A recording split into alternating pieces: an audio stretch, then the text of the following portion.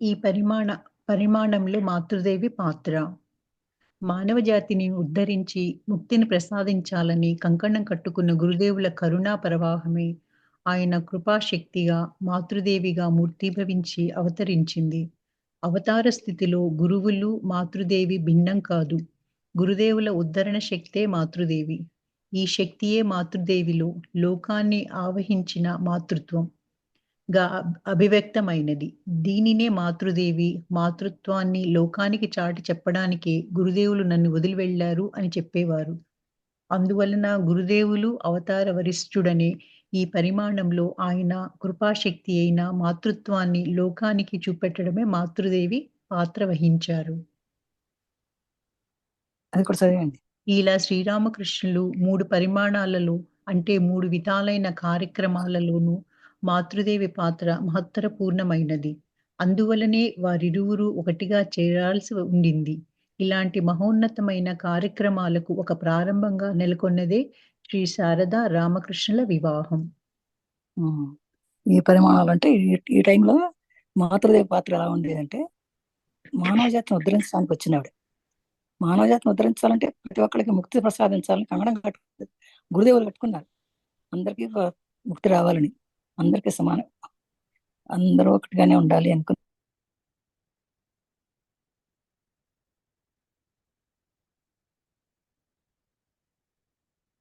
వివాహం. ఈ వివాహ ఆదర్శం. శ్రీ శారదా రామకృష్ణ వివాహం ఒక దివ్య నాటకానికి నాంది. దీనిని పదే పదే ఎందుకు చెప్తున్నామంటే ఈ వివాహానికి లౌకిక రీతిలో రామకృష్ణ వివాహం వినపడుతుందమ్మా? హలో, వినపడుతుందా? వినపడుతుందండి. వినిపిస్తుంది. హలో, వినిపిస్తుంది కృష్ణకుమారి గారు. వినిపిస్తుందండి. శైలజ గారు వినపడుతుందమ్మా? వినపడుతుంది. ఓకే. ఈ వివాహం ఆదర్శం. శ్రీ శారదా రామకృష్ణుల వివాహం ఒక దివ్య నాటకానికి. నాకు సౌండ్ రాలేదంట, ఒక్క నిమిషం. ఓకే. దీన్ని ఎందుకు చెప్తున్నాం అంటే వివాహానికి వివాహ ఆదర్శం కదా మనం చదివేది. ఏదైనా వివాహ ఆదర్శమేనా? అవునండి, చదువుతున్నాను. శ్రీ శారదా రామకృష్ణుల వివాహం ఒక దివ్య నాటకానికి నాంది. దీనిని పదే పదే ఎందుకు చెప్తున్నామంటే ఈ వివాహానికి లౌకిక రీతిలో ఎలాంటి అర్థమూ లేదు. విషయ సుఖమో పుత్రప్రాప్తియో ఈ వివాహ లక్ష్యం కాదు కూడా. ఎందుకంటే వివాహ సమయంలో శారద వయస్సు కేవలం 5 ఏళ్లు కనుక ప్రేమ, కామం అనే విషయాలే అర్థం కాని లేత వయస్సు. ఇక శ్రీరామకృష్ణలో శరీరం, హృదయం, ప్రాణం యావత్తును దేవీ పాద పద్మాలలో సమర్పించి ఆమె సాక్షాత్కార భాగ్యం పొందినవారు. ఈ దేవిని తప్ప దేనిని ఆశించని వారు. అందువల్ల గత అధ్యాయాలలో చెప్పినట్లు ఉన్నత ఆదర్శాల కోసమే ఈ వివాహం జరిగి ఉండాలి. ఈ విషయాన్ని యథార్థం చేస్తూ జరిగిన 2 సంఘటనలను మనం చూడబోతున్నాం. వీళ్ళ వివాహం చాలా ఆదర్శమైనటువంటి వివాహం కూడా.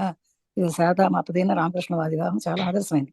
ఎందుకంటే రామకృష్ణ వారికి ప్రతి ఒక్కరికి మోక్షం సంపాదించాలని, ఆ మోక్షం కావాలంటే జ్ఞానం కావాలి, జ్ఞానం కావాలంటే జ్ఞానాన్ని పంచేటటువంటి ఈ శారదామాత అయితేనే కుదురుతుంది అని చెప్పి ఆ శారదామాతకి ఎంతో అద్భుతం చేశారు. ఆ శారదామాత కూడా అది ఈయన ఎంతో నేర్పించాలి కనుక, ఇంకా ప్రజలకు ఎంతో నేర్పించాల్సి ఉంది కనుక గురుదేవులు వెళ్ళిపోయినా కూడా శారదామాత ఉండి అందరికీ జ్ఞానాన్ని నేర్పించారనమాట. అందుకని ఒక దివ్యమైంది వీళ్ళకి వివాహం అనేది ఒక దివ్యమైన సంఘటనగా అనిపెట్టమాట. ఎందుకంటే ఆయనకి ఏంటంటే ఉద్ధరణే. ఆయనకి ఎంతసేపు మాతృదేవి ఒక వేరు కాదు, నేను వేరు కాదు, అందరూ ఒకటే. ఆ శక్తి తనలో ఉన్న శక్తిని మాతృదేవిలో పెట్టి ఉంటుందని ఆయన ఖచ్చితంగా చెప్పారు అనమాట. అందుకని మాతృత్వం ఉండాలి ప్రతి ఒక్కరికి. లేడీ జన్మ అంటే, ఆడజన్మ అంటే మాతృత్వం ఉండాలి. మాత ఎవరిని చూసినా మాతలా కనపడాలి మనకందరికి. నెగిటివిటీ ఉండకూడదు. ఆయనకి ఎప్పుడు చెప్తారు అనమాట. ఆయనకి అందువల్ల ఆయన గురుదేవులు అయ్యారు. అందుకే ఆయన అవతార పురుషులు అయ్యాడు. అదే రకంగా అదే మాతృత్వానికి లోకాన్ని చూపెట్టగలిగింది ఒక మాత మాత్రమే. అందుకని రామకృష్ణ ఎప్పుడు కూడా కొన్ని 3 విధాలైన కార్యక్రమాలు చేసేవారట మాతృదేవి. ఎందుకంటే వారిరువురు ఒక్కటిగా చేరాల్సి ఉంది. ఇలాంటి మహోన్నత కార్యక్రమాలు ఒక ప్రారంభం కావాలి కదా అందుకని వీళ్ళిద్దరు కూడా కలిసి చేసేటువంటి పనులు ఇవన్నీ కూడా. అంటే ఆమెలో ఏముందో రామకృష్ణ వారి మనసులో ఏముందో శారదామాతలో ఏముందో ఆయనకి తెలుసు అనమాట. ఆ విధంగా ఆదర్శమైనటువంటి వాళ్ళు వీళ్ళిద్దరు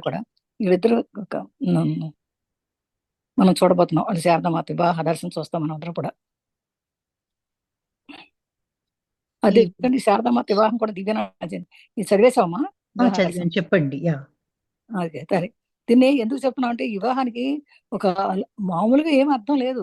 ఒక విషయ సౌకర్యం వాళ్ళు ఏదో పిల్లలు పడతారు ఇల్లు పడతారని అది కాదు ఇది.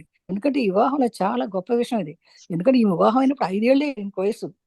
శారదామాతకి 5 ఏళ్ళే అంట. అంటే ఆ రోజుల్లో చిన్నపిల్లప్పుడే పెళ్లిళ్ళు చేసేవాళ్ళు కదా. అలా చాలా చిన్న వయసులో. ఇక శ్రీరామకృష్ణుడికి 19 ఏళ్ళు 18 ఏళ్ళు ఉన్నట్టుండే కానీ శారదామాత కదా 5 ఏళ్ళు. అదే శ్రీకృష్ణుడు నా శరీరం ఉదయం ప్రాణం యావత్తు పాదపద్మాలను సమర్పించి ఆమె సాక్షాత్కార భాగ్యం. ఎందుకంటే ఆమె చూడగానే ఆయనకు మాతలాగా గుర్తొచ్చేది. మాతృదేవిని చూసేవారు ఆయన. భార్యగా ఇతర చూసేవారు కాదు. అమ్మని చూసినట్టు చూసేవారంట ఆయన. అందుకే ఆ దేవిని దేవిని ఆశించిన వారు. దేవిని ఆశించేవాడు కదా ఆయన. మాత మాతో దేవి అనుకునేవాడు. అందుకని ఆమె ఎంతో ఆదర్శ వివాహం చేశారు. కానీ ఇది లోక కళ్యాణం కోసం జరిగినటువంటి ఈ వివాహం అన్నమాట అది.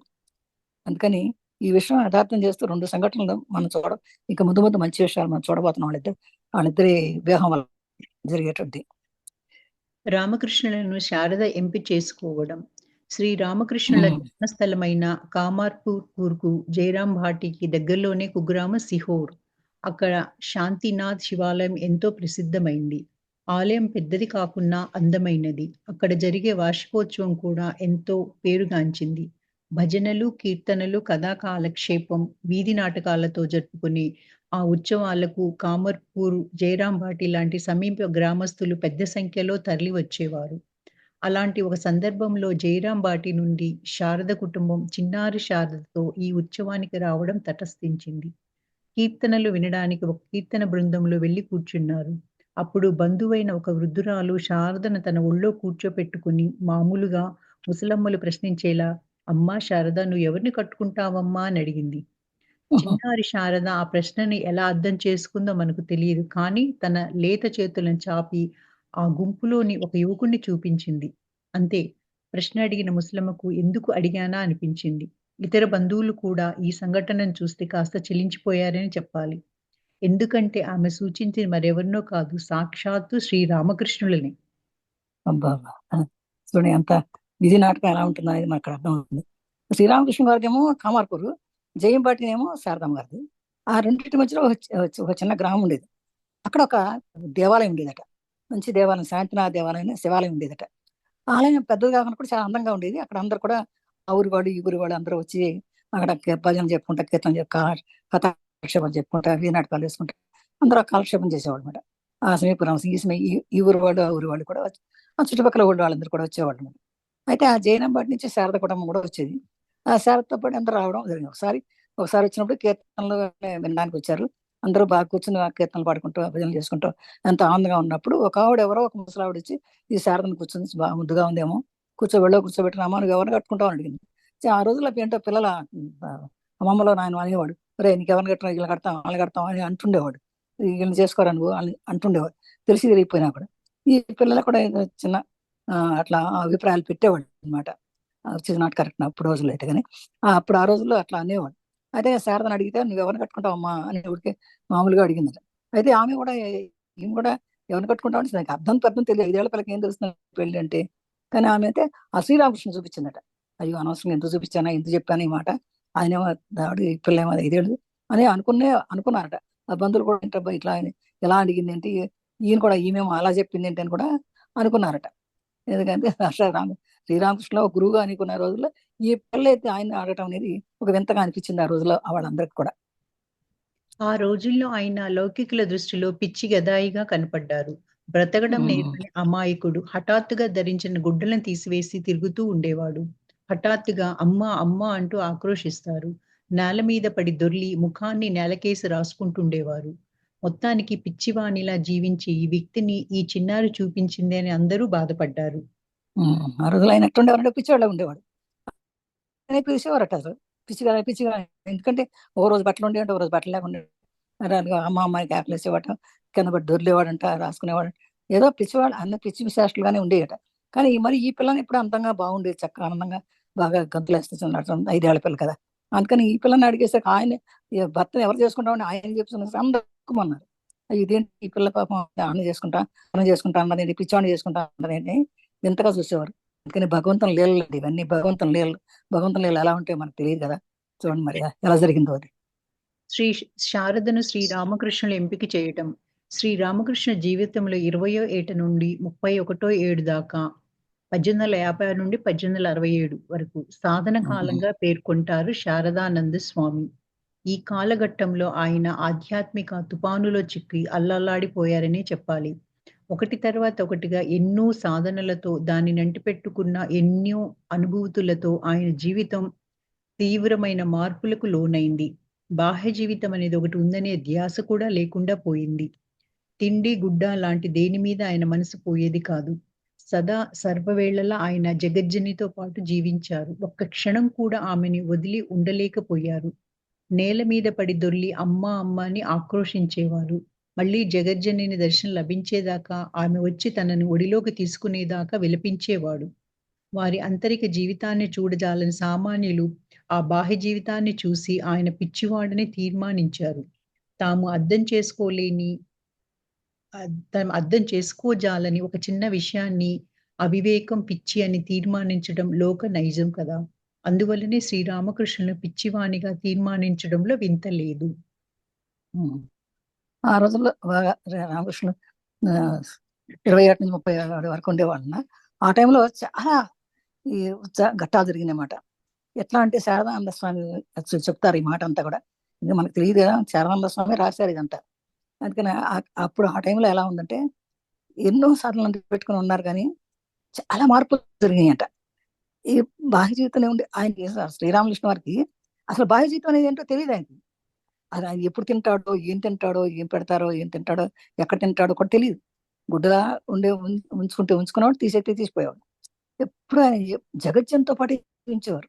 జగజ్జన్ అంటే కాళీ, ఆ కాళిక మాత్రమే ఉండేవాడు, అక్కడే ఉండేవాడు. ఎప్పుడు ఆమెని తలుచుకుంటూ, అసలు ఆమెను తెలుసుకుంటూ, ఆమె లేకపోతే ఉండలేడు. నేల మీద పడి దొరిలేవాడు. పడి అమ్మ అమ్మ అమ్మ అంటే ఎప్పుడు ఆక్రోశం. ఆమె దర్శనం దక్కలే, ఆమెకు మాట్లాడాలనుకునేవాడు అనమాట. ఆమె తన ఒడిలోకి తీసుకోవాలాగా వినిపించేవాడట. ఇక దానికి ఏంటంటే బాహ్య ప్రపంచం ఏం లేదు, అమ్మ తన ఇద్దరే ఉండాలనుకునేవాడు. తన లోపల మన జీవించేవాడు ఆయన ఆంతరిక జీవితాన్ని. చాలా మంది అనుకునేవారంటే ఏంటి ఈయన ఇట్లా పిచ్చివాళ్ళు అని చూసి ఈ పిచ్చివాళ్ళు ఎర్ర పిచ్చివాడు, ఈ పిచ్చెక్కింది అనుకునేవారట. తాము అర్థం చేసుకున్న ఒక విషయాన్ని అవే పిచ్చి అని తీర్మానం చేసి లోకం అంతా కూడా పిచ్చివాడు ఆ రామకృష్ణ పిచ్చివాళ్లే అన్నట్టుగా ఆ రామకృష్ణ పిచ్చివాడు తీర్మానం చేశారు అందరూ కూడా. ఈ వార్త కామర్పూర్లో శ్రీరామకృష్ణ తల్లి అయిన చంద్రమణిదేవికి అందింది. జీవితంలో అనేక శోధనలకు గురి అయిన వ్యక్తి ఆమె. ఈ వృద్ధాప్యంలో తన అనుంగ బిడ్డను గురించిన ఈ వార్త ఆమెకు ఆశానిపాతమైంది. వెంటనే శ్రీరామకృష్ణులను కామర్పూర్కు రప్పించి రకరకాల చికిత్సలు చేయించారు. కామార్పుకూర్కు వచ్చిన తర్వాత ఆయన దివ్యోన్మాదం కొంత ఉపశమించింది. తాను చేయించిన చికిత్స ఫలితంగానే ఆయన కోలుకున్నట్లు మాతృహృదయం ఆనందించింది. కానీ మళ్ళీ పరిస్థితులు తారుమారవుతాన హామీ ఏముంది? ఆయనను ఈ మామూలు స్థితిలోనే నిలుపుకోవాలంటే ప్రాపంచిక బంధంతో ముడివేయాలి. అందుకు వివాహం ఒక్కటే తరుణోపాయమని తల్లి బంధువులు తీర్మానించారు. అది ఆ టైంలో అట్లా చూసేసరికి తన తల్లి ఉంది కదా, వాళ్ళ ఊర్లో కమార్పూర్లో ఆ తల్లి చంద్రమణి దేవట. ఆమెకి చాలా బాధ అనిపించింది. నా కొడుకు ఇలా అవడం ఏంటి, నాకెంతో ప్రేమైనటువంటి వ్యక్తి ఈ నా వృద్ధాప్యంలో నా బిడ్డ ఇట్లా తయారవడం అనేది చాలా బాధపడిపోయింది. లేదు లాభం లేదు, అక్కడి నుంచి తెప్పించేసి ఇంటికి తెప్పించేసుకుందా. ఇంటికి తెప్పించేసి తన తన తన కబుర్లు చెప్తూ, తను మాట్లాడిస్తూ, మంచి మాటతో చూస్తూ తన కొన్ని చికిత్సలు చేయించిందట. చేసరికి ఆయన కొంచెం కోలుకొని వస్తే వంటి దగ్గరే ఉండడం, కాస్త బట్టలు ఇప్పకుండా ఉండడం చేయడం అన్నట్టు బస్సులు చేసేసరికి కొంచెం మామూలు మనుషులు వచ్చాడులే అని అనుకునేదట. అప్పుడు ఇట్లా బాగున్నాడు కనుక ఇప్పుడు ఈ టైంలోనే మనం పెళ్లి చేస్తే బాగుంటది అని నిశ్చయించుకున్నారు తల్లిదండ్రులు, బంధువులందరూ కూడా. ఈ టైంలో ఇప్పుడు బాగుంది కనుక పిచ్చివాడుగా వేషాలు వేయట్లేదు, బాగున్నాడు, కొంచెం పర్వాలేదు, ఈ టైంలో మనం పెళ్లి చేస్తే ఆ పిల్ల వచ్చిన తర్వాత ఇద్దరు బాగుంటారు అనే ఉద్దేశంతో పెళ్లి చేద్దామని నిర్ణయించుకున్నారట. వధువు కోసం వెతకటం మొదలుపెట్టారు. శ్రీరామకృష్ణులకు ఈ విషయం తెలిస్తే మొండికెత్తవచ్చునని ఆయనకు తెలియకుండానే మంచి సంబంధాలు వెతకసాగారు. ఏ కారణంగానూ ఏ సంబంధమూ కలిసి రాలేదు. దాంతో అందరూ ఆందోళన చెందారు. అప్పుడు ఒకరోజు శ్రీరామకృష్ణులు పారవశ్య స్థితిలో వధువు కోసం అక్కడ ఇక్కడ వెతికి ప్రయోజనం లేదు. జయరాం బాటిలో రామచంద్రుని ఇంట్లో నా కోసం ఒక అమ్మాయి గడ్డితో చుట్టబడి పరిరక్షింపబడుతుంది. అక్కడికి వెళ్లి విచారించండి అన్నారు. ఆ, అది చేశారా? నేను మొన్న చెప్పా కదా మీకు, వధు కోసం అతను మొదలెట్టారు. మొదలుపెట్టి ఎవరు తీసుకుంటారు? అందరికీ అప్పటికే తెలిసిపోయింది పిచ్చోడు ఈ పిచ్చోడు అని అనుకుంటున్నారు కదా అందరూ. అందుకని ఎవరో పిల్లని ఇవ్వడానికి ఇవ్వటలా, ఎక్కడ సంబంధాలు రావట్లా. అప్పుడు ఆయన ఇప్పుడు ఫారెస్ట్లో ఉండేవాడు అనమాట. నువ్వు పెళ్లి చేసినా పెళ్లి చేయకపోయినా ఆయన ఒకటిగానే ఉండేదాన్ని. అయితే మీరు ఎందుకు ఎత్తుతున్నారు, అక్కడెక్కడ ఎత్తున్నారు, పెళ్లి కోసం ఎత్తున్నారు, మీరు ఎక్కడ వెళ్ళొద్దు. జయరాంపేటలో రామచంద్ర వాళ్ళ ఇంట్లో ఉంది ఒక అమ్మాయి ఉంది, ఆ అమ్మాయి ఉంది నాకు, ఆ అమ్మాయిని నీకు విచారించని చెప్పాడు, ఈయనే చెప్పాడు. శ్రీరామకృష్ణుల మాటలలో ఆయన తల్లికి అన్నగారికి అంతగా నమ్మకం కుదరలేదు. అయినా జయరాం బాటికి మనిషిని పంపి విషయం తెలుసుకున్నారు. పిల్లకి 5 ఏళ్లు. అయినా చంద్రమణి వివాహానికి సమ్మతించింది. కన్యాశుల్కం కూడా చంద్రమణి పేదరికానికి తగ్గట్లు కొంత తక్కువగానే ఇచ్చారు. అని మాటలు ఈయన పిచ్చాడు ఇట్లా మాట్లాడుతున్నాడు, అక్కడెక్కడ ఉంటుంది పిల్ల అని అనుకున్నారు వీళ్ళు. కానీ నిజంగా ఈయన చెప్పినట్టుగానే ఆ శ్రీరాంపేటలో, అది జయరాంపేటలో ఉందన్నమాట, పిల్ల ఉందన్నమాట అక్కడ. ఇద్దరికి చూసి తెలుసుకున్నాను. ఆమెకి 5 ఏళ్ళు, కానీ 5 ఏళ్ళు పర్లేదు చేసుకుందామని చేసేసుకున్నారట. ఎందుకంటే వాళ్ళకి ఆ రోజుల్లో కన్యాశుల్కం ఉంటుంది. ఆ కన్యాశుల్కం అంటే కట్నం అనమాట, అట్లాంటివి కూడా తక్కువే ఉందని, సరే ఎలాగో చేసుకుందామని నిశ్చయించుకున్నారట. వివాహము దానితో పాటు జరిగిన పరిణామాలు. బాల్య వివాహం అనేది ఆ కాలంలో సంప్రదాయమే. అతి చిన్నతనంలోనే వివాహం జరిగిపోయినా బాలిక యుక్త వయస్సు రాలయ్యాకనే భార్యాభర్తలు కలిసి ఉండేవారు. అందువల్ల శారదకు 5 ఏళ్లప్పుడే వివాహం జరిగిందనే విషయం మనకు ఆశ్చర్యంగా ఉండదు. కానీ వరుని వయస్సు 23 అన్నప్పుడే అక్కడ దైవత్వం సంఘటనలు హస్తాలను మనం వెదకవలసి ఉంది. ఎలాగో వివాహం గురించి సంప్రదింపులన్నీ 1, 2 రోజులలో ముగిశాయి. అబ్బాయి ఇంటివారు కన్యాశుల్కంగా రూ. 300 ఇచ్చారు. 1859 మే నెలలో ఒక శుభముహూర్తంలో శ్రీ శారదా రామకృష్ణుల వివాహం ఎంతో నిరాడంబరంగా జరిగిపోయింది. కామర్పూర్ నుండి శ్రీ రామకృష్ణులతో పాటు ఆయన అన్న రామేశ్వర్ వెళ్ళాడు. వివాహానంతరం ఆ రోజు సాయంత్రం అందరూ కామర్పూర్‌కు తిరిగి వెళ్ళిపోయారు. శారదను ఆమె పినతండ్రి అయిన ఈశ్వర్ ముఖర్జీ తమ భుజాల మీద ఎత్తుకొని తీసుకువెళ్లారు. ఆమెను అమిత ప్రేమతో ఆహ్వానించింది చంద్రమణి. సంవత్సరం పెళ్లి అయిపోయిందండి. పెళ్లి చేసేసారు ఇద్దరికి, చిన్నతనంలోనే పెళ్లి. ఆ రోజుల్లో పెళ్లి చేయాలి, చిన్నపిల్లలు పెళ్లి చేయడం అనేది కన్యా పెళ్లి చేయడం అనేది మామూలు. అది పెద్ద మనిషి అయినా పెళ్లి చేసేవారు కాదు, పెద్ద మనిషి కాకముందే పెళ్లి చేసేవాళ్ళు. ఆ రోజుల్లో అట్లా ఉండేది ఆ నియమం కూడా. అది ఆ పిల్లలకే తెలిసేది కాదు, కొన్నిసార్లు ఆ పిల్లలు మర్చిపోయారు కూడా. ఆ పెళ్లి బొమ్మల పెళ్లి చేసినట్టు చేసేవాడు. అలాగే కన్యాశుల్కంగా డబ్బులు ఇచ్చేవారు అనమాట. డబ్బులు ఇచ్చి పిల్లలు కొనుక్కున్నట్టే. అలా శారదా రామకృష్ణ కూడా ఎంత నేరం జరిగిపోయింది, కానీ కొంత డబ్బులతోనే అయిపోయింది అనుకున్నారు వాళ్ళు కూడా. అలాగే శ్రీరామకృష్ణ కూడా ఆయనతో పాటు రామేశ్వరం వెళ్ళారట. వివాహం తర్వాత సాయంత్రం అందరూ కామర్పురం తిరిగి వెళ్ళిపోయారు. జయరాం పెట్టుకొచ్చి పెళ్లి చేసుకున్నారు. దాని తర్వాత వెళ్ళిపోయారట. శారదేమో ఆమె ప్రధాని దగ్గర పెట్టారు, ఈశ్వర ముఖర్జీ దగ్గర పెట్టారట. ఆయన కూడా భుజాల మీద ఎత్తుకుని తీసుకెళ్ళారు. పిల్లకి ఏం తెలుసు, 5 ఏళ్ల పిల్లకి ఆ విధంగా చిన్న బొమ్మల పెళ్లిలాగా జరిగిపోయింది అనమాట. ఈయనకి వయసు ఉంది, రామకృష్ణ వారికి వయసు ఉంది, కానీ శారదా మాత కూడా 5 ఏళ్ళేనట. 1, 2 రోజులు ప్రశాంతంగా గడిచాయి. అప్పుడు ఒక సమస్య తలెత్తింది. పేదరికం కారణంగా పెళ్లి కూతురికి కొత్త నగలు పెట్టలేకపోయింది చంద్రాదేవి. అయినా ఉత్సాహంతో కొన్ని నగలను అరువుగా తెచ్చి శారదకు అలంకరించింది. ఇప్పుడు ఆ నగలను వారికి వాపస్ చెయ్యాలి. కానీ శారద ఆ నగలను తనవిగానే భావించి పొంగిపోయింది. వాటిని ఆ అమ్మాయి నుండి ఎలా తీసుకోవాలి? చంద్రమణికి ఏమీ పాలుపోలేదు. తల్లి సమస్యను అర్థం చేసుకున్నారు శ్రీరామకృష్ణులు. శారద నిద్రపోతున్నప్పుడు ఆమె తెలియకుండా నగలన్నిటినీ తీసి తల్లికి అందజేశారు. ఉదయం మేల్కొన్న శారద తన దుఃఖాన్ని ఆపుకోలేకపోయింది. చెవులు, ముక్కు, మెడ అన్నీ తాకి చూపిస్తూ అక్కడ ఉండిన నగలన్నీ ఎక్కడ అంటూ ఏడుస్తూ అడిగింది. చంద్రమణిదేవి అమిత ఆవేదనతో శారదను అక్కున చేర్చుకొని కన్నీరు కారుస్తూ, అమ్మా శారద, ఇవేం గొప్ప నగలు, వీటికన్నా చాలా మంచి నగలన్నిటినో నీకు గదాయి చేయిస్తాడు చూడు అంటూ అనునయించసాగింది. ఎలాగో శారద తాత్కాలికంగా ఉపశమనం పొందింది. కానీ సరిగ్గా ఆ రోజు ఈశ్వర ముఖర్జీ కామర్పూర్‌కు రావాలా విషయం తెలిసిన ఆయన మండిపడి వెంటనే శారదను తన భుజాల మీద ఎత్తుకొని జయరాం వాటికి వెళ్ళిపోయాడు. దాంతో చంద్రమణీదేవి చలించిపోయింది. అయినా శ్రీరామకృష్ణులు ఏమీ జరగనట్లు తల్లి ఆవేదన చూసి, అమ్మా నువ్వెందుకు ఆవేదన పడుతున్నావు? వారు ఏమైనా చెప్పని, ఏమైనా చెయ్యని, జరిగిపోయిన వివాహాన్ని ఎవరూ రద్దు చేయలేరు కదా! అంటూ అనునయపరిచారు. తర్వాత ఎలాగో పరిస్థితి చక్కబడింది. అది ఆ నగలన్నీ ఇక్కడ అరువు తీసుకొచ్చి పెళ్లి చేశారట. ఆ రోజులు మళ్ళీ తిరిగి మళ్ళీ వాళ్ళకి ఇచ్చే ఏం చేయాలనుకున్నప్పుడు ఈ నగలేమో ఇవేమో చక్కగా ఆనందంగా పెట్టుకుందట.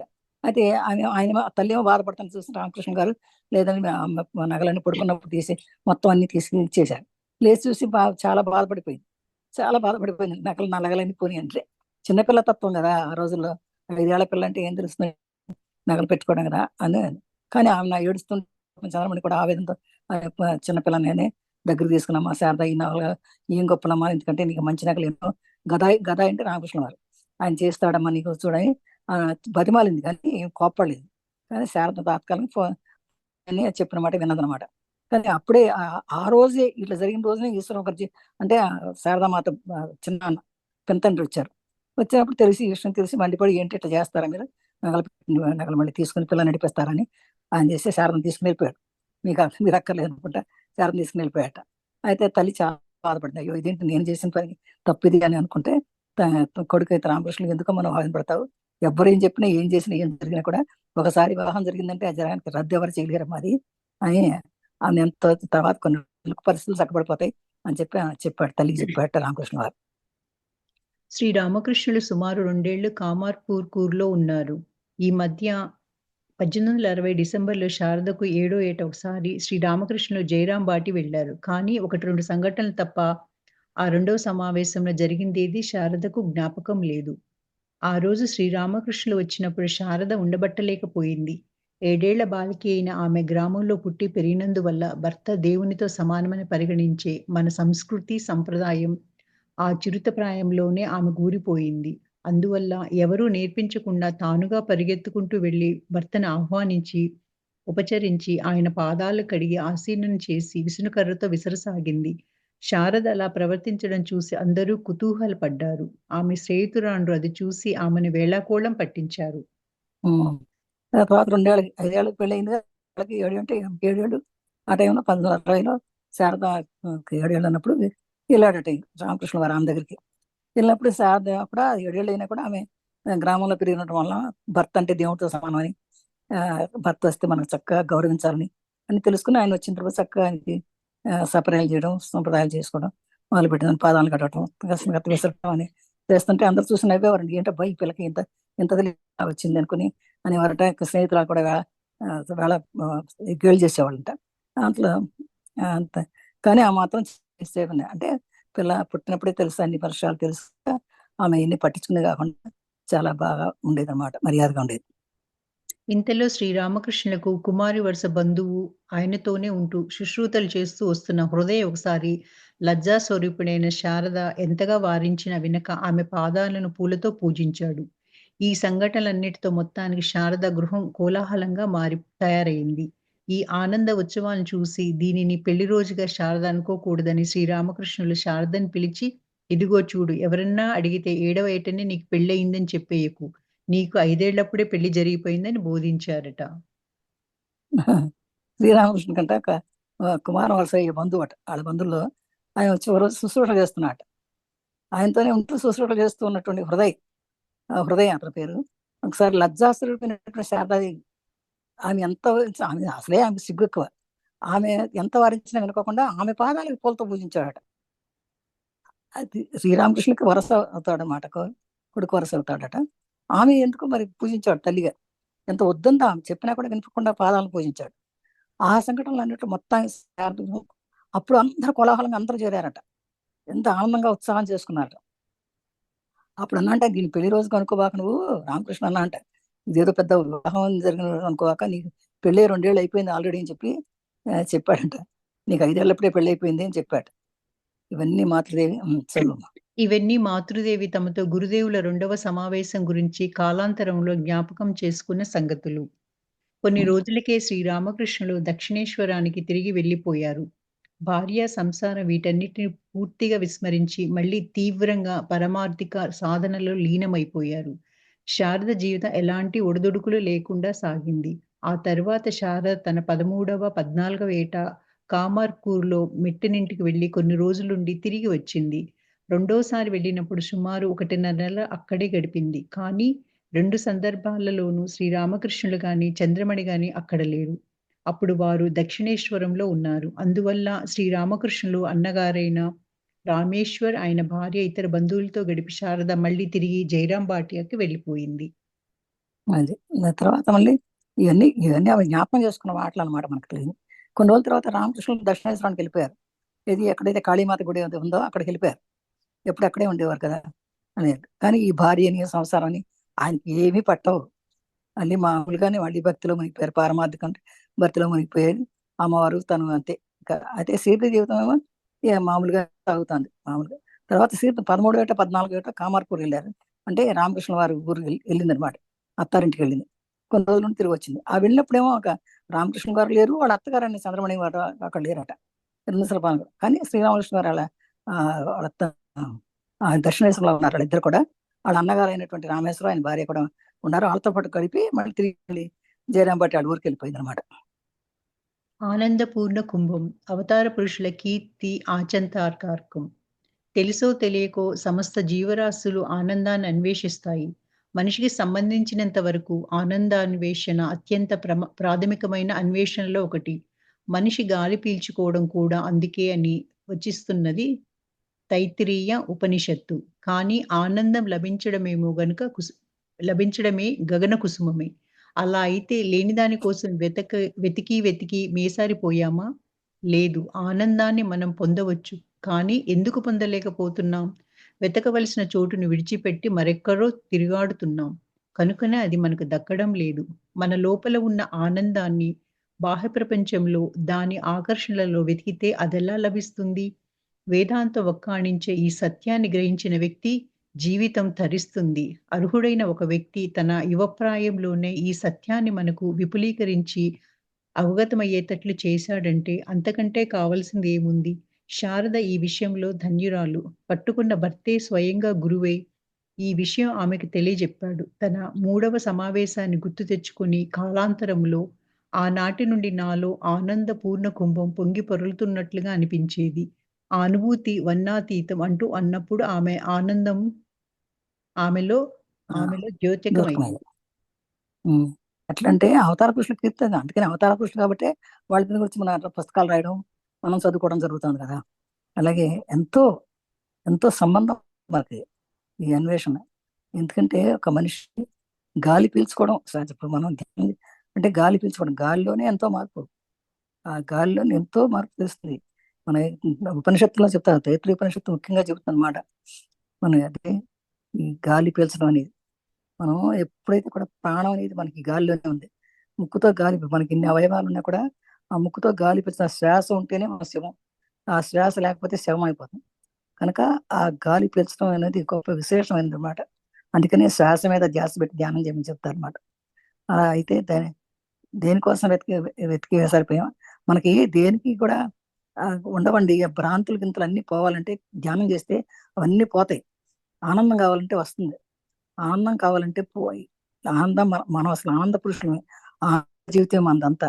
కానీ మనం తెలుసుకోలేక ఆనందాన్ని మర్చిపోయి బాధలు పడుతున్నాం అనమాట. ఈ ఆనందం పొందాలంటే శ్వాస మీద ధ్యాస పెట్టి ధ్యానం చేయాలి. కానీ ఎందుకు పోతలేకపోతున్నాం మనం అంటే, మనం ఎక్కడికి వెళ్ళాలో అక్కడ తెలుసుకోవట్లే. ఎక్కడెక్కడో తిరుగుతున్నాం. మనం భగవంతుడు ఎక్కడో ఉన్నాడని తిరుగుతున్నాం కదా, గుడికి తిరుగుతున్నాం. మనలో ఉన్న భగవంతుని తెలుసుకోలేక ఎక్కడెక్కడో తిరుగుతున్నాం కనుక ఆనందం తిరిగిట్లే మనకి. కనుక మనకి అది దక్కట్లే, ఆనందం మనకు దక్కట్లే. అందుకే మన లోపలే ఉన్నటువంటి ఆనందాన్ని మనం చూసుకోవట్లే. ఆనందాన్ని, లోపల ఉన్న ఆనందాన్ని మానేసి బాహ్యం వెతుకుతున్నాం. ఎందుకంటే అది వెలుగులో వెతకట్లేదు, చీకట్లో వెతుకుతున్నాం మనం. అందుకని దాన్ని ఆకర్షణ వెతికితే అది ఎలా అనిపిస్తుంది? ఎక్కడో ఏదో ఉంది, ఎక్కడో ఉంది, ఎక్కడో ఉంది, అక్కడ ఉందని చెప్పి పిలిస్తే మనకి ఎడ తెలుస్తుంది? అక్కడ ఏదో మెరుస్తుంది కనుక అక్కడ ఉన్న ఆనందం అనుకోకూడదు. మన లోపల ఉన్న మెరిసేదాన్ని చూసుకోవాలి. కానీ అది, అందుకని ఈ సత్యాన్ని గ్రహించితే అది మన జీవితం ఇస్తుంది. ఒక అర్హుడైనటువంటి ఒక వ్యక్తి యువప్రాయంలోని ఈ సత్యాన్ని మనకి విభజించాడంటే ఈ రామకృష్ణ పరమహంస అనమాట. ఎంతో యువప్రాయంలో యువకుడుగా ఉన్నప్పుడే మనకి ఎంతో చెప్పాడు. కానీ మనం అర్థం చేసుకోలేకపోయాం అన్నమాట. అందుకని ఆ వేదాంతాన్ని ప్రకాని సత్యాన్ని వ్యక్తి జీవితం ధరిస్తుంది. ఎప్పుడైతే ఇదంతా తెలుసుకుంటాడో, తెలుసుకున్న వాడికి జీవితం తరిస్తుంది. అర్హుడైన ఒక వ్యక్తి ప్రాయంలో సత్యాన్ని కనుక్కున్నాడు. అయితే అంతకంటే ఏం కావాలి? శాశ్వతం ధన్యురాలు. ఎందుకంటే మరి 5 ఏళ్ల పిల్ల మరి అతన్నే చేసుకుంటాను. పిచ్చివాళ్ళు కనపడ్డా కూడా ఎవరు కూడా అట్రాక్షన్ గా ఉండేవాళ్ళని చేసుకుని ఎన్నుకుంటాం. కానీ పిచ్చివాడిగా ఉన్నా కూడా నాకు అతనే భర్త కావాలని అనుకుంది అంటే మరి ఆయన మానసిక స్థితి ఎలా ఉందో మనం అర్థం చేసుకోవాలి. కట్టుకున్న భర్తే స్వయంగా గురువు ఈ విషయం ఆమెకు చెప్పాడు. తన 3వ సమావేశంలో గుర్తు తెచ్చుకునే కాంతంలో ఆనాటి ఈనాటికి ఆనందం అనుభవిస్తూనే ఉందన్నమాట. మన నిజం తన కట్టుకున్న భర్తే గురువు అవడం అనేది అది గొప్ప, అసలు ఆ విషయం అనూహ్యం. మనం ఆలోచించడానికి కూడా తెలియనంత గొప్ప విషయం అన్నమాట. గురువు ఎక్కడ ఉన్నాడో ఎత్తుక్కుంటే కానీ గురువు దొరకడం. అలాంటిది ఆమెకి కట్టుకున్న భర్తే గురువు అయ్యి ఎంతో జ్ఞానాన్ని ఇచ్చాడు. ఆయన ఇచ్చినటువంటి జ్ఞానం వల్లే ఆమె ఎంత ఆదర్శవంతురాలయ్యింది, ఎంత సమాజాన్ని నడిపింది, ఎంతో మంది జ్ఞానాన్ని బోధించినటువంటి మహామాత, మాతృదేవి అయిపోయారు శారదామాత. 3వ సమావేశం. వివాహానంతరం శ్రీరామకృష్ణులు దక్షిణేశ్వరానికి తిరిగి వెళ్లి కఠోర ఆధ్యాత్మిక సాధనలు అనుష్ఠించారని అంతకు మునిపే చెప్పుకున్నాం. తత్పర్యవసానంగా ఆయన ఆరోగ్యం దెబ్బతింది. ముఖ్యంగా ఆయన జీర్ణకోశం పాడైంది. ఆరోగ్యం పుంజుకోవడం కోసం ఆయన కామర్పూర్కు వెళ్లారు. ఆయన రాక కామర్పూర్కు వారసులకు ఎంతో ఆనందం కలిగించింది.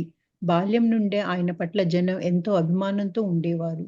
ఇప్పుడు ఆయన వారి సాన్నిధ్యంలో ఉండడంతో వారి ఆనందం అనిర్వచనీయం. అందువలన పనులన్నిటినీ చకచకా పూర్తి చేసుకొని పురుషులు, స్త్రీలు అంతా ఆయన చుట్టూ గుమిగూడేవారు.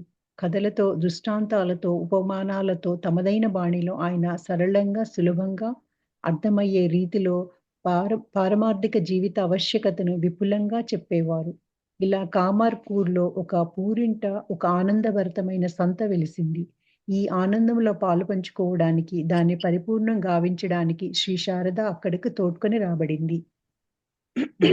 ఇక మూడోసారి సమావేశం అయినప్పుడు వివాహానంతరం పెళ్ళైన తర్వాత రామకృష్ణ వారు దక్షిణేశ్వరానికి తిరిగి వెళ్ళి కఠోర సాధన చేశారు. ఆధ్యాత్మిక సాధన అంటే ఎక్కువసేపు ధ్యానంలో కూర్చోవడం చేసేవారు అనమాట. అనేది తన లోపలికి ప్రయాణం చేసి ఎన్నో తెలుసుకున్నారు. ఆ తెలుసుకోవడం వల్ల ఎక్కువసేపు ధ్యానం చేసి ఎక్కువ గంటలు కూర్చోవడం వల్ల కొంచెం ఆరోగ్యం దెబ్బతిన్నమాట నిజం. అయితే ఆ జీర్ణ కోసం పాడైపోయింది. తిండి తినేవారు కాదు, ఎక్కువసేపు కూర్చునేవాడు, తిండి కోసం చూసేవాడు కాదు. కానీ మెల్లిగా ఆరోగ్యం పుంజుకోవడం కోసం ఆయన కొంచెం శ్రేష్ఠ కోసం ఆ కమార్పూర్ వాళ్ళు ఊరు వెళ్ళారు. ఆయన కమార్పూర్ వచ్చేసరికి అప్పుడు అంతమందంతా పిచ్చవాడు అనేవారు కదా. ఇప్పుడు అందరూ కూడా కొంచెం జ్ఞానం వచ్చింది. అందుకని అందరూ కూడా కొంచెం అభిమానంతో వచ్చి వాళ్ళ దగ్గరికి వచ్చి కూర్చునేవాడు. వాళ్ళ పనులన్నీ గబగబా చేసేసుకుని పురుషులు, స్త్రీలు అందరూ కూడా చుట్టూ కూర్చోన్నారు. ఆ కూర్చున్నప్పుడు ఈయన కూడా కొన్ని కథలు చెప్తూ, కొన్ని దృష్టాంతాలు, కొన్ని అంటే ఎగ్జాంపుల్స్ చెప్తూ కొన్ని వాళ్ళని చాలా చక్కగా ప్రేమతో మాట్లాడుతూ సరళంగా అర్థమయ్యేటట్టు రీతిలో వాళ్ళందరికీ కూడా ఈ ఆధ్యాత్మిక విద్యను నేర్పించేవాళ్ళు. ఆ ఆధ్యాత్మిక నేర్పించడానికి వాళ్ళందరూ కూడా ఎంతో ఆనందంగా ఉండేవారు. దాన్ని ఇంకా ఆనందాన్ని ఇంకా పరిపూర్ణం కావాలి అంటే శారదామాత కూడా వస్తే బాగుంటుందని ఆమెను తీసుకొచ్చారట కామార్పూర్కి. అప్పటి శారద మనోవైఖరి. శారద తన భర్తను కలుసుకోవటం అది 3వసారి. కానీ ఎదిగిన అమ్మాయిగా అప్పుడే మొట్టమొదటిసారి కలుసుకోవడం. ఇది 1867వ సంవత్సరం. అప్పుడు ఆమె వయసు 14 ఏళ్ళు. శారదా రామకృష్ణుల వివాహం ఒక దివ్య నాటకానికి నాంది అని ముందే చెప్పాం. ఈ సమాగమంతోనే ఆ నాటకం ప్రథమాంకం ఆవిష్కృతమైంది. ఇప్పుడు శారదలో ప్రప్రథమ పారమార్థిక బీజం నాటబడింది. 14 ఏళ్లున్న బాలికకు ఇందుకు తగినదేనా? శారద విషయంలో అవును అనే జవాబివ్వాలి. జీవితపు ఉన్నత ఆదర్శము, బాధ్యతలు గ్రహించే పెద్దరికము ఆమెలో పాదుకోసాగాయి. భారతీయ స్త్రీత్వానికే ప్రత్యేకమైన, పరిమితమైన భర్తను దైవంగా ఆరాధించే ఆదర్శం ఆమెలో అంకురింపసాగింది. అప్పుడు ఆ రోజుల్లో శారదామాతకు మనోవైఖరి మనసు ఎట్లా ఉండేదంటే, తన భర్తను కలుసుకుని 3వసారి కలుసుకుందట. అంతకుముందు కలుసుకున్న మామూలుగానే ఉంటారు, వాళ్ళకి ఆ శారీరక సంబంధాలు ఉండేవి కావు. కానీ బాగా ఎదిగినమ్మ ఇప్పుడు 14 ఏళ్ళు వచ్చేసినాయి. ఈ 14 ఏళ్ళు వచ్చేసరికల్లా ఇప్పుడు పల్లెటూళ్ళలో పిల్లలకి బాగా తెలిసిపోతుంది భర్త అంటే భగవంతుడితో సమానమని. వాళ్ళకి పెట్టందే తినరు, వాళ్ళకి కాళ్ళు మొక్కందే ఏ పని చేయరు పొద్దున్న లేవగాని, అట్లా ఉండేది అనమాట. ఇక్కడ అట్లాంటప్పుడు శారద ఆ విషయాల్లో శారద చాలా ప్రథమ పాత్ర వహించారు. 14 వెళ్ళకైనా కూడా ఆ శారద విషయంలో అవును చక్కగా చదువు చేస్తుంది, పతిభక్తి ఉన్నటువంటి అమ్మాయి అని తెలిసిపోయింది. చాలా ఆదర్శవంతురాలు, చాలా బాధ్యత కలిగించినటువంటి, చాలా పెద్దరికంతో ఉండేది మనిషి అనమాట. ఆ భారతీయ స్త్రీత్వ ఆమె ప్రత్యేకమైనటువంటిగా. ఆ రోజుల్లో భారతీయ స్త్రీలు ఎలా ఉండేవారో ఆమె ఇంకా పుణికిపుచ్చుకొని చాలా బాగా ఆదర్శంగా ఉండేది. అందరికీ ఆదర్శంగా ఉండేటువంటి మనస్తత్వం కలిగి ఉండేది శారదామాత. మాతృత్వ బీజం. స్త్రీత్వం మాతృత్వంతో పరిపూర్ణమవుతుంది. మాతృత్వం ఆదర్శం ఇమిడి ఉన్నందువల్లనే వివాహం పవిత్రతను సంతరించుకున్నది. మాతృత్వాన్ని ఆశ్రమించకుండా స్త్రీతత్వమే ఉండలేదు. శారద కూడా ఇందుకు ప్రతికూలం కాదు. అమ్మ అంటూ పిల్లలు తనని పిలవాలని ఆ మాతృహృదయం పరితపించింది. ఆ తపనను గురించి మాతృదేవి కాలాంతరంలో గొడ్రాలైన స్త్రీ ఎలాంటి మంగళకార్యం చేయడానికి అర్హురాలు కాదు అంటూ పలువురు చెప్పడం నేను విన్నాను. అది నా మనసును పీడించింది. అలా అయితే ఒక బిడ్డ కూడా అమ్మ అంటూ పిలవడానికి నేను నోచుకోలేదా అంటూ పరితపించానని అన్నారు. కానీ మాతృత్వం అనే పూర్తి పరిమాణాన్ని శారద గ్రహించలేదని శ్రీరామకృష్ణులు గ్రహించారు. అందువల్ల కాళీదేవితో అమ్మ, ఈమె మనసు నుండి కామాన్ని కూకటివేళ్లతో పెకిలించి వేయి అని మనస్ఫూర్తిగా ప్రార్థించారు. అంతటితో ఆగకుండా సందర్భం దొరికినప్పుడల్లా ప్రపంచ పరిస్థితిని ఆమెకు వివరంగా చెప్పేవారు. నిజానికి భక్తి వైరాగ్యాలు మాత్రమే ఒక వ్యక్తి పొందదగిన సంపద అంటూ సూచించేవారు. శారదతో పాటు పుట్టిన వారిలో పలువురు మరణించినప్పుడు ఆమె తల్లిదండ్రులు పడిన ఆవేదనను అంతెందుకు ఆమె అనుభవించిన శోకాన్ని జ్ఞాపకం చేసేవారు.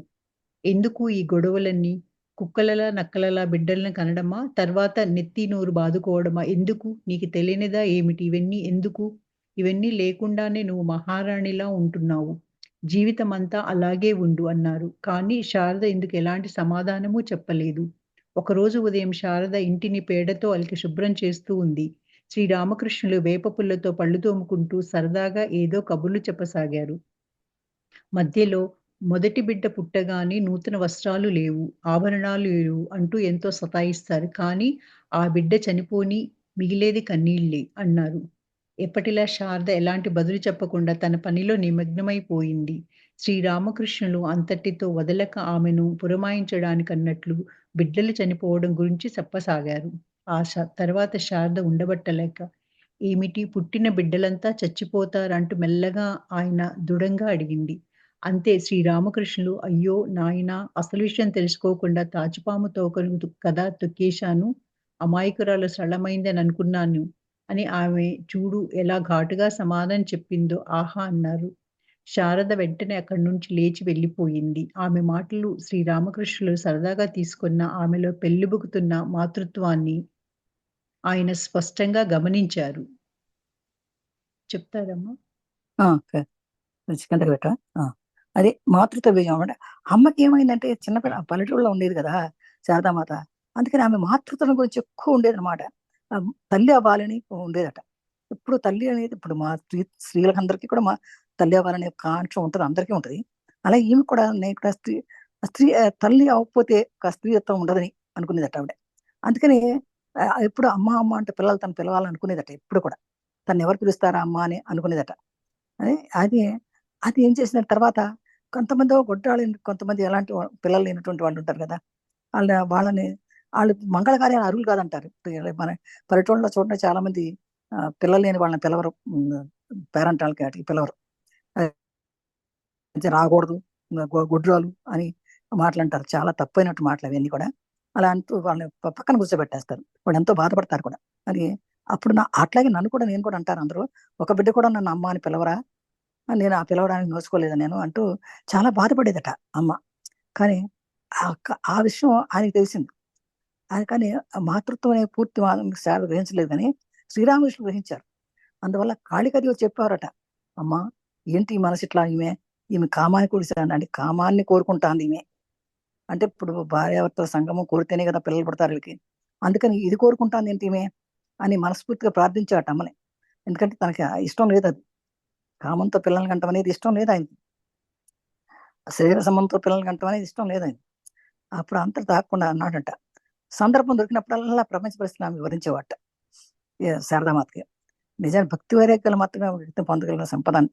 భక్తి వైరాగ్యం ఉండాలి, అదే మనకు కావాలి. కానీ ఈ పిల్లలు ఎందుకు అని అనేవాడట. ఎందుకంటే కొంతమంది పిల్లలు పుడతారు, కొంతమంది చస్తారు. చచ్చినప్పుడు ఆడటం, పుట్టినప్పుడు సంతోషపడడం ఇలాంటివి కావాలి మనకి, అవసరం లేదే అని అన్నట్టుగా అనేవారట. అందుకని ఎందుకు ఈ గొడవలన్నీ మనకి? కుక్కలో నక్కలో పిల్లలు కంటే మనము కంటున్నాం. ఎందుకు అలా పెంచుకోవడం అట్లా నెత్తి నోరు బాధ? పుట్టినప్పుడేమో ఎగరడం, చచ్చిపోయినప్పుడేమో నెత్తి నోరు బాదుకోవడం, ఇవన్నీ మనకు అవసరమా? తెలియట్లేదా ప్రపంచంలో జరుగుతున్నాయి కదా అని అనేవారట.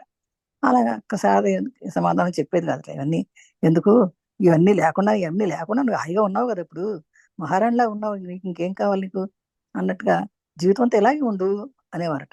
కానీ శారద మాత్రం దానికి సమాధానం చెప్పేది కాదు. ఆమె పిల్లలు కావాలని ఉంది. ఒకరోజు ఉదయం శారద ఇంటికి పెడతా అలిగిందంట. శుభ్రం చేస్తున్నప్పుడు శ్రీరామకృష్ణ వేపలతో తోముకుంటూ ఏవో సరదా కబుర్లు చెప్తున్నాడు. మధ్యలో అందరు అన్నట్టు మొదటి బిడ్డ పుట్టగానే నూతన వస్త్రాలు లేవు, ఆభరణాలు లేవు అంటూ సతాయిస్తారు. ఒక పిల్ల పుట్టగానే ఇక మంచి వస్త్రాలు పెట్టాలి, మంచి బాగా అలంకరించాలనుకుంటారు. ఆ బట్టలు లేవు, ఆభరణాలు గట్ట కొనాలనుకుంటారు, అవి ఉండవు. కానీ ఆ బిడ్డ చనిపోతే మిగిలే కన్నీళ్ళే అన్నారు. అట్లా ఇవన్నీ ఎందుకు తీసుకుంటున్నారు? మనం అనుకోం కదా, పిల్లలు పుట్టాలనుకుంటాం కానీ పుట్టిన పిల్లలు చావాలని ఎవరు అనుకోరు. కానీ ఆయన నిజాన్ని చెప్తున్నారు, అది మనం గ్రహించలేము. ఆమె కూడా చెప్పాడు, పుట్టిన పిల్ల బాగానే ఉంటుంది, కానీ చనిపోతే మళ్ళీ పెడతాం కదా, అలాంటి పిల్లలు మనకి ఎందుకు అని అంటున్నారు ఆయన. అలా శారలో ఎలాంటి మార్పు జరగలేదు. అప్పుడు తన పనిలో తన నిమగ్నం అయిపోయింది, ఇలా మాట్లాడుతున్నాడు అని ఊరుకునేది అనమాట. రామకృష్ణ అంతటితో ఊరుకోకుండా ఆమె ఇంకా ప్రమాదం బిడ్డలు చనిపోవడం గురించే చెప్తాడు. రోజు అది కూర్చోడు, బిడ్డలు చనిపోవడం, బిడ్డలు చనిపోతారు ఆ విషయమే చెప్తున్నారు. ఇక ఆ తర్వాత శారద ఉండబట్టలేక, ఏమిటి పుట్టిన బిడ్డలంతా చచ్చిపోతారా ఏంటి అని అడగడం మొదలెట్టిందట. అయితే రామకృష్ణ, అయ్యో నాయన, అసలు విషయం తెలుసుకోకుండా తాచుపాము తోకం కదా తొక్కేశారు. అయ్యో, నేను అసలు విషయం తెలుసుకో, తాచుపాము అంటే ఇంకా తోక తొక్కితే ఎక్కువ పెరుగుతుంది అన్నట్టుగా అందట. అంటే అసలు విషయం తెలుసుకోవట్లేదు, చనిపోతారన్న విషయం తెలుసుకుంటాను కానీ పుట్టడం ఎందుకు అనే విషయం తెలుసుకోవట్లేదు అని అనుకున్నాడు. కానీ చూడు, చాలా ఘాటుగా సమాధానం చెప్పింది అనుకుని శారద వెంటనే అక్కడి నుంచి లేచి వెళ్ళిపోయిందట. ఆ మాట శ్రీరామకృష్ణ కూడా సరదాగా తీసుకుని ఆమెలో పెళ్ళుకున్న మాతృత్వాన్ని ఆయన స్పష్టంగా, కాదు కాదు, ఈమె చాలా పెళ్ళిపోయింది, బాగా గట్టిగా స్థిరం చేసుకుంది, అమ్మ కావాలి, తన అమ్మ నాయన పిలుచుకోవాలి అనేటువంటి చాలా గట్టిగా పెట్టుకుంది ఆవిడ అని చెప్పాడు. అయితే ఇట్లా తన లోకానికి ఒక పిల్లకి రెండు పిల్లలకి ఎందుకు, లోకానికి అందరికీ తల్లిగా వ్యవహరించాలి అనుకున్నాడు అంటే. అది ఇది గుర్తుపెట్టుకోండి చక్కగా. పిల్ల అంటే ఒక పిల్ల పుడితే ఒక పిల్లగా తల్లి అవుతాం, అసలు పిల్లలు లేకపోతే దేశానికి, ఈ లోకానికి అంతకీ తల్లి కావచ్చు అని అనుకున్నట్టు. అలాంటి మాతృత్వం ఔన్నత్యం కావాలి, కానీ ప్రపంచాన్ని అంతగా చాటించే తల్లిగా ఉండాలని అవి జన్మించింది. కానీ ఈ విషయాన్ని ఆమెకి సులభ చేసి తరడం కోసం వచ్చి, అంటే అమ్మ నువ్వు సాధ్యమాతని అంటున్నారు, నువ్వు ఒక పిల్ల కోసం రెండు పిల్లల కోసం కాదు మాతృత్వం వహించాలి, నువ్వు ప్రపంచంలో పిల్లలందరి కోసం నువ్వు మాతృత్వం వహిస్తావమ్మా, దానికోసమే నువ్వు పుట్టావు అని చెప్పి ఆయన ఆ అర్థం స్ఫురించేటట్టుగా ఆమెకు చెప్తున్నారనమాట. ఆమె కేవలం ఒకరిద్దరు పిల్లలకు తల్లి అవ్వడం కోసం జన్మించలేదు, లోకానికి అంతటికి తల్లిగా వ్యవహరిస్తూ మాతృత్వపు ఔన్నత్యాన్ని ప్రపంచానికంతా చాటి చెప్పడానికి కోసమే ఆమె జన్మించిందనే విషయాన్ని ఆమెకు స్ఫురింపజేసే తరుణం కోసమే వేచి ఉన్నారాయన. అలాంటి సందర్భం త్వరలోనే రానే వచ్చింది. కుమార్తె, అల్లుడు ప్రాపంచిక రీతిలో గృహస్థ జీవితాన్ని గడపడం లేదని తెలుసుకున్న శ్యామసుందరి ఒకరోజు అమ్మా అంటూ పిలిచే ఒక బిడ్డను నా కుమార్తె నోట బ్రహ్మ వ్రాయలేదేమంటూ వాపోయింది. అత్తగారి లోటు అర్థం చేసుకున్న శ్రీరామకృష్ణులు ఎందుకలా ఆవేదన పడుతున్నారు? ఒక్క బిడ్డ ఏమిటి, భవిష్యత్తులో వేలాది బిడ్డలు మీ కుమార్తెను అమ్మా అంటూ పిలిచే చప్పుళ్లతో ఆమె చెవులు తూట్లు పడతాయి, వేచి చూడండి అన్నారు. శ్యామసుందరి అప్పుడు ఈ మాటల్ని ఏ మేరకు అర్థం చేసుకున్నదో మనకు తెలియదు. కానీ ఈ మాటలన్నీ అక్షర సత్యాలవ్వడం మనం చూడనున్నాం. ప్రస్తుతం ప్రత్యక్షంగానే చూస్తూ ఉన్నాం. అది ఈవిడేమో అసలే ఆమె పిల్లలు కావాలంటే, ఈ రామకృష్ణ వారేమో, నువ్వు ఒక్క పిల్ల ఒక్కడికి ఇద్దరికి పిల్లలు కాదమ్మా, నువ్వు లోకానికే తల్లి అవుతావు, నువ్వు నీ మాతృత్వ ఔన్నత్యాన్ని చూసుకోవాలి అని చెప్తానికి ప్రయత్నం చేస్తున్నాడు. కానీ ఆ సందర్భంలో అందరూ ఊరుకుంటారా? అయ్యో, ఆ సందర్భంలో ఈ కుమార్తె యొక్క తల్లి చంద్రమతి దేవి ఉంది కదా, చంద్రమణి దేవి, ఆమె వచ్చి, అయ్యో ఏంటి నా పిల్లకి పిల్లలు లేరు, ఇంకా ఇతని తల్లి కూడా, ఇతని తల్లి శ్యామసుందరి దేవి అంటూ, అయ్యో నా పిల్లని ఎవరు పెట్టడానికి, కుమార్తె బ్రహ్మ రాయలేదేమో అంటారు కదా, బ్రహ్మ ఇవ్వలేదు పిల్లలు, బ్రహ్మరాత లేదు అంటుంటారు కదా, అంటే అయ్యో నా పిల్లలు లేరు అని వాపోస్తూ ఉంటారు. అత్తగారిలో అర్థం చేసుకున్నట్టు శ్రీరామకృష్ణ, ఎందుకు లాభం పడుతున్నారండి, ఒక బిడ్డ ఏమిటి, భవిష్యత్తులో వేల మంది పిల్లలు పడతారు, మీ అమ్మని వేల మంది పిల్లలు, మీ అమ్మాయిని అమ్మ అని అమ్మ అంటూ పిలుస్తారు, అది చెవులు తూట్లు పడేటట్టుగా వినపడతాయి మీకు, అమ్మ మాత అని పిలుస్తూ ఉంటారు, మీరు వేసి చూడండి అని చెప్పి అన్నారట. అప్పుడు శ్యామసుందర్ అప్పుడు ఈ మాటలను అవి ఆ రోజున ఏమర్థం చేసుకుంటారులేండి, అర్థం చేసుకోలేదు మనకు తెలియదు, కానీ ఆ మాటలన్నీ తర్వాత సత్యాలైన సంగతి మనమందరం చూస్తూనే ఉన్నాం కదా. అప్పుడు ఒక బిడ్డ కాదు, 1000 మంది బిడ్డలు అన్న అమ్మ అంటూ పిలుస్తారు అన్న శ్రీరామకృష్ణుల పలుకులు ఆయన ఆశించిన మార్పును శారదలో కలిగించి ఉండాలి. ఆ తరువాత జీవితాన్ని వినూత్న దృక్పథంతో శారద చూడడం మొదలుపెట్టింది. ఆ దృక్పథంలో ఆమెకు ప్రప్రథమంగా తారసపడింది దివ్యయములైన తన పతి. ఇలా ఆనందంలో తన్మయులవుతూ ఉన్న మరొక వ్యక్తిని ఆమె ఎన్నడూ చూసింది లేదు. ఆయన ముఖం వాడి ఉండడం నేను ఎప్పుడూ చూడలేదు. సర్వవేళలా ఆనందంగా ఉంటారు. ఆయనతో పాటు ఉంటున్నది బాలురైనా, వృద్ధులైనా, ఎవరైనా సరే, పరిస్థితులు ఎలా ఉన్నా సరే వారి సంతోషానికి, ఆనందానికి కొదవ ఉండేది కాదు అంటూ కాలాంతరంలో మాతృదేవి చెప్పారు. ఈ ఆనందం కోసం వారు బాహ్య ప్రపంచాన్ని ఆశ్రయించలేదు. అలా అయితే ఆ ఆనందం ఆయన అంతరంగంలోనే ఉంది.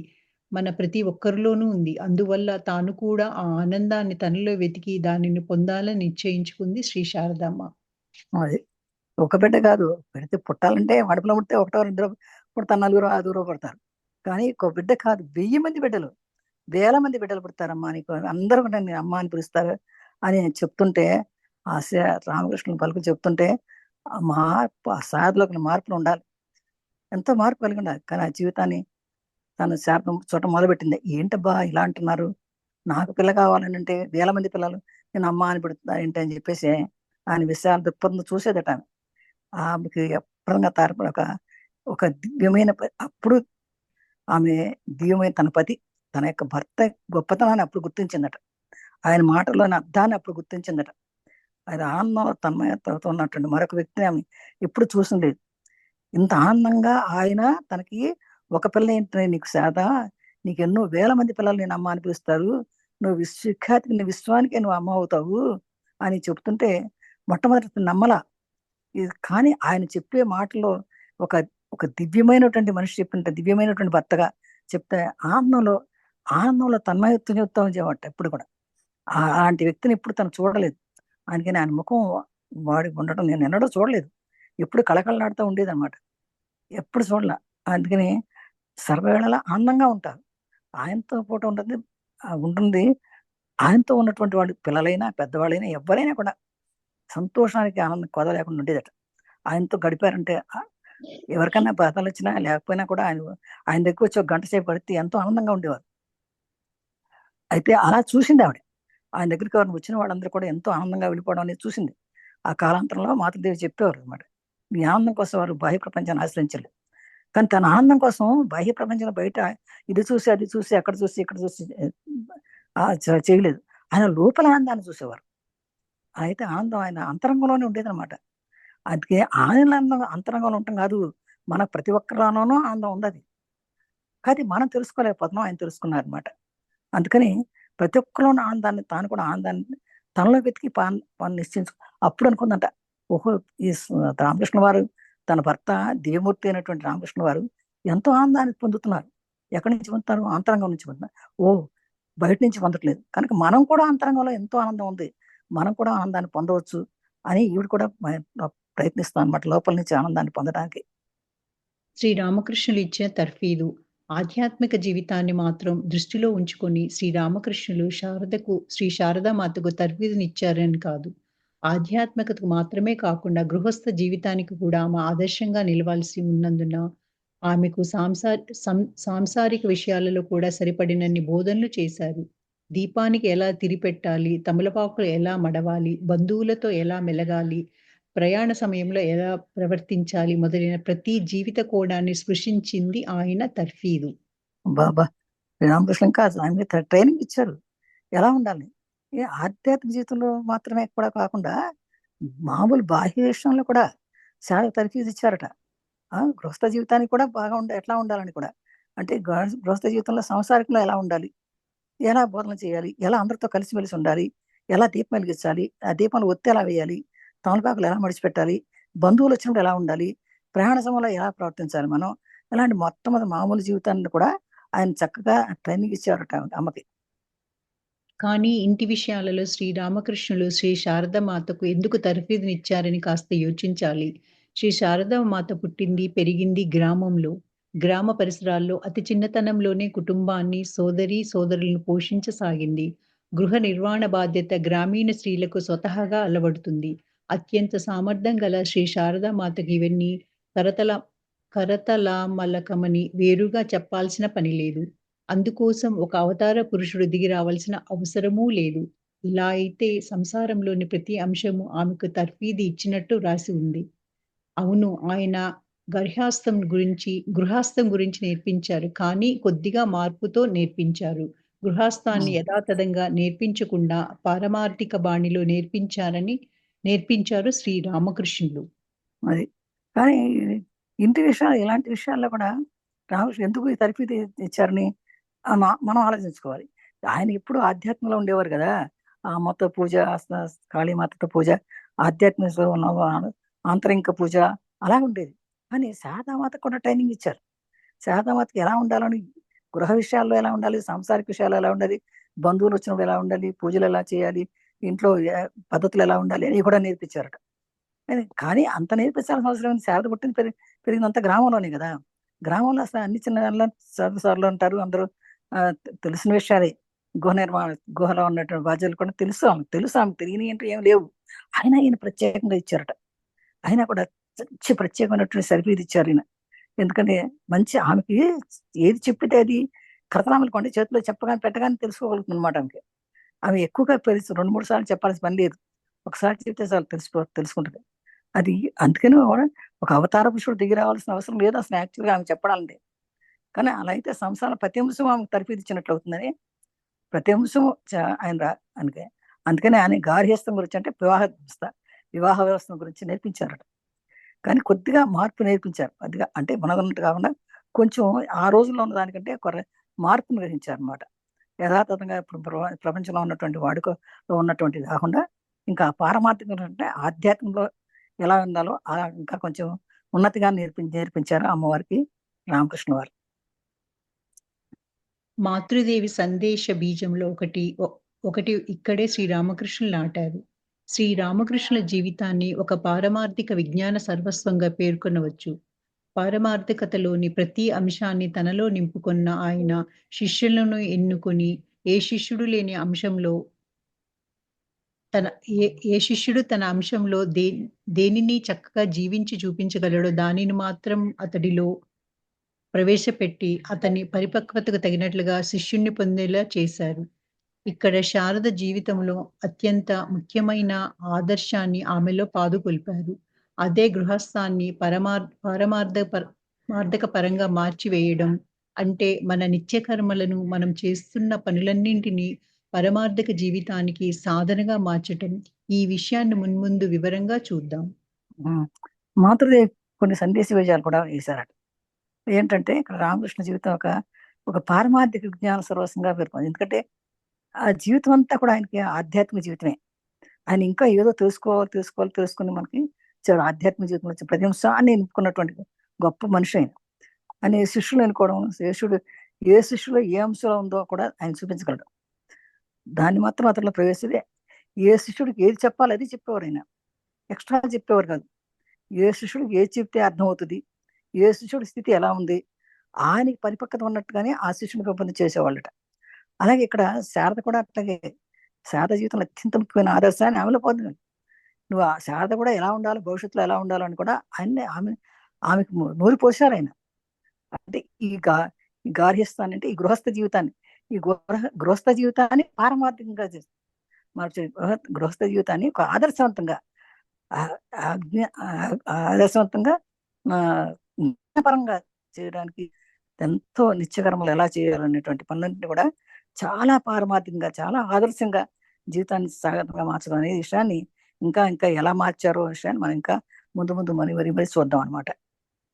శారద ఒక సామాన్య బాలిక కాదు. కొన్ని ఆదర్శాల కోసం ఆమె జన్మించింది. ఆమెకు ఆవశ్యకతమైనదంతా రాజుకునేలా చేయడం మాత్రమే. సరిగా దానిని మాత్రమే చేశారు శ్రీరామకృష్ణులు.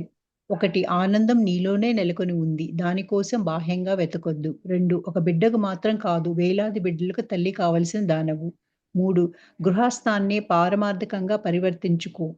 ఈ 3 ముఖ్యమైన సందేశాలను శారదకు ఈ సమావేశంలో ఇచ్చినట్టు చూస్తున్నాం. వర్షపు చినుకు కోసమే వేచి ఉన్న ఆల్చిప్ప ఒక వర్షపు బిందువు పడగానే మూసుకొని సముద్రం అడుగున వెళ్లి ఆ బిందువును ముత్యంగా మార్చే ప్రయత్నంలో లీనమవుతుంది. అదేవిధంగా శారద కూడా శ్రీరామకృష్ణుల నుండి ప్రస్తుతానికి పొందవలసింది పొందిన తరువాత తనలో మునిగిపోసాగింది. ఈ శారదామాత ఒక సామాన్య బాలిక కాదు. ఈమె మనకు ముందు నుంచి ఇప్పుడు చదువుతున్నాం కదా, తెలుస్తానే కదా. 5 ఏళ్ళు ఎప్పుడే భర్తను ఎన్నుకుంది అంటే సామాన్యవంత కాదు. కొన్ని ఆదర్శం కోసం ఆమె జన్మించింది. ఆదర్శవంత. ఆమె ఆవశ్యకమైనంత రాజుకునేలాగా, అంటే రాజు కొనటం కాదండి ఇక్కడ. రాజు అంటే అది వెలగడానికి ఆవశ్యకమంతగా ఏదైతే వెలుగుతుందో వెలగడానికి రాజుకోవడం అంటారు. ఆ వెలక దాన్ని మాత్రమే చేస్తుందంట. సరిగ్గా దాన్ని మాత్రమే చేస్తారు రామకృష్ణ. ఏది చెయ్యాలో ఆమె అది మాత్రమే చేసేటట్టు చేశారు రామకృష్ణ అనమాట. ఆనందం ఉంది, అందం అందరిలోనూ ఉంటుందండి. మనం తెలుసుకోలేకపోతాం, కానీ మనం అందరం ఆనందత్వం కలిగినటువంటి ఆనందం మన లోపల ఉంది, కానీ మనం తెలుసుకోక బాధపడుతుంటాం. బయట ఉంది, అక్కడెక్కడ ఉంది, ఇక్కడ బయట వెతుక్కుంటాం ఆనందాన్ని. ఇప్పుడు కూడా ఆనందం కావాలంటే లోపల ఎత్తుక్కోవాలి, కానీ బయట ఉండదు ఆనందం. ఆనందం మనలోనే ఉంటుంది, మన ఆనందం మన సొంతం అది. కానీ దానికోసం బాహ్యంగా వెతకొద్దు అని చెప్తున్నారు ఆయన. కొన్ని సూత్రాలు చెప్పారు ఆయనకి. ఆనందం నీలోనే ఉంది, దానికోసం బాహ్యంగా వెతకొద్దు. అది ఆయన రామకృష్ణ వారు శారదమాత చెప్పడం కాదు, మనమందరం కూడా నేర్చుకోవాలి. మీరు అందరూ రాసుకోండి కావాలంటే ఇవన్నీ కూడా. ఆనందం కావాలంటే మనకి లోపల బాహ్యంగా ఎతకొద్దు, ఆనందం మన లోపలే ఉంది. ఒక బిడ్డకు మాత్రం కాదు, వేలాది మంది తల్లి కావాల్సింది దాని. మనం అందరం కూడా మాతృత్వం, అందరూ కూడా అమ్మ అంటారు కదా మనని. ఆడవాళ్ళందరూ అమ్మ అంటారు, అమ్మ తండ్రి అంటారు. అట్లాగే మనందరం కూడా ఒక బిడ్డకే తల్లి కాదు, ప్రపంచంలో ఉన్న పిల్లలందరికీ మనమే తల్లులు అనుకోవడం. మాతృత్వం అనేది ఒక స్త్రీతత్వం రాగానే మనకందరికి మాతృత్వం వచ్చేస్తుంది అనమాట. అట్లాగే మనం ఏ పిల్లలు చూస్తే మనం అనుకుంటాం, ముద్దు పెట్టుకుంటాం, దగ్గర తీసుకుంటాం. పిల్లలు వస్తే ఆకలి అంటే ఎవరికైనా అన్నం పెడతాం కదా మనం, అది మాతృత్వం అది. అలాగే గార్హస్థాన్ని పారమార్థిక అంటే ఈ గృహస్థ ధర్మాన్ని పారమార్థిక ప్రవర్తించుకో, అంటే ఆధ్యాత్మిక ప్రవర్తించుకో. ఈ 3 ముఖ్యమైనటువంటి దేశాలు శాతకి ఇచ్చారు చూస్తున్నాము. ఈ 3 విషయాలు ఆయన గట్టిగా బల్ల కొట్టి మరీ చెప్పారనమాట. ఎట్లా అంటే వర్షపు చిన్న కోసం వేధించిన ఆల్చిప్ప అంటే సముద్రంలో ఆల్చిప్ప ఎదురు చూస్తూ ఉంటుంది వర్షం ఎప్పుడు పడుతుందా అని. వర్షంలో ఎంతో నీరు ఉంటుంది, కానీ ఆ నీరు పనికిరాదు. వర్షం వచ్చినప్పుడు చిలికే కావాలి దానికి. ఆ వర్షం కోసం చెప్పి ఎదురు చూస్తూ ఉంటుంది, ఓపెన్ తెరిచి చేస్తూ ఉంటుందట. ఆ విందు పడగానే మూసేసుకుంటుంది అనమాట. ఆల్చిప్ప 2 కలిసి ఉంటుందండి, ఒక బాక్స్ లాగా. అది ఎప్పుడైతే వర్షం పడుతుందో పడగానే మూసేసుకుంటుంది. మూసేసుకుని సముద్రం అడుగులోకి వెళ్ళిపోద్ది. అడుగుకి వెళ్ళిపోయి ఆ బిందువుని, ఒక్క వర్షం బిందువుని లోపల దాచుకుని దాన్ని ముత్యంగా మార్చే ప్రయత్నం చేస్తుంది. ముత్యంగా అంటే మనకు వచ్చిన అవకాశం దారేసుకోకూడదు. అది ఎదురు చూసి ఆ వర్షం చుక్క రాగానే మూసేసుకుని ఆ లోపలికి వెళ్ళిపోయి తదేక దీక్షతో లోపలికి వెళ్ళిపోయి లోపల ఆనందాన్ని పొందుతూ దాన్ని ఆ చినుకుని ముత్యం చేస్తుంది. అదే విధంగా శారద కూడా శ్రీరామకృష్ణుడి పొందిన తర్వాత మునిగిపోసా అంటే అట్లాగే శ్రీరామాత కూడా శ్రీరామకృష్ణ గారు చెప్పినటువంటి విషయాలు, ఆ మాటలు అది తీసుకుని తనలో పెట్టుకుని తన లోపల ఆనందాన్ని తను ఇంకా ముందుకెళ్ళి తన మాత కావాలనుకోవడం, పిల్లల కోసం మాట కాదు, విశ్వానికే మాత అయినటువంటి విషయం మనం తెలుసుకోవాలి ఈ సందర్భంలో. ఓకే.